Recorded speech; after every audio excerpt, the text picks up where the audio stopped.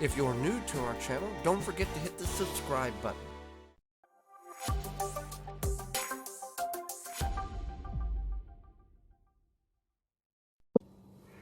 Jerusalem artichokes, or sunchokes as they are known by, is becoming a popular crop in which you can grow in your garden. They are a perennial and in some instances can be somewhat invasive, but if standard management practices are put in place, they will be fine. We've had this patch here for going on about 10 years. Some years they grow really tall, other years they don't grow very tall at all, as this year it shows. Between 3 and 4 foot is as tall as they have grown this year. Some years they will grow 12 to 15 foot. So what can you do with a Jerusalem artichoke?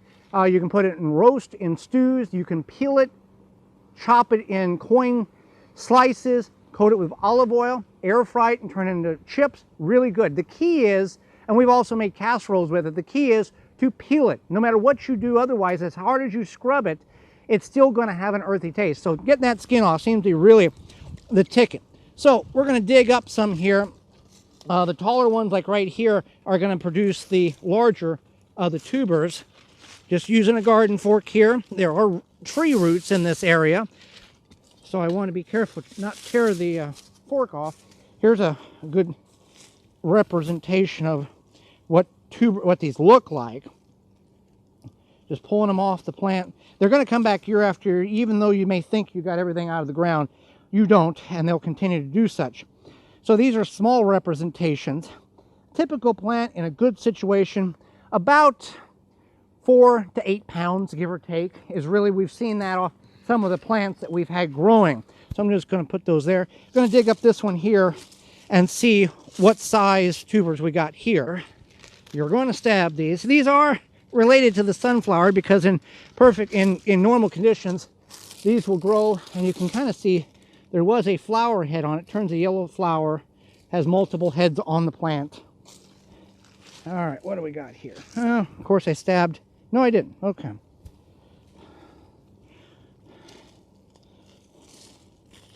Do I have anything here? I've got a few small ones. Nothing to really speak of on that one. Did chop that one with a fork. That's still usable. Just take that and throw that there. Let's see what else is in the hole here. That it's really, we had this situation about 4 years ago. There's where we had very poor production, and the next year they took off with 0 issues. Let's go in here and dig this one up. There's a small one there. So you can see they come in many shapes, sizes. This is the white variety. There is a burgundy variety that you can purchase. You're going to plant these in the spring, and you can get a harvest off of them the first year.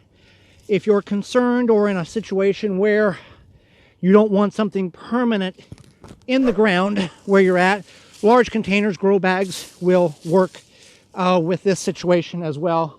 And we've done that with the containers, grow bags, worked in those situations as well. So Jerusalem artichokes, if you've never grown them, figure out if you like them. Try to find somebody that has some. They have an earthy, buttery taste to them, but they're very different in taste when you peel them and fry them up in the air fryer or put them in a casserole dish.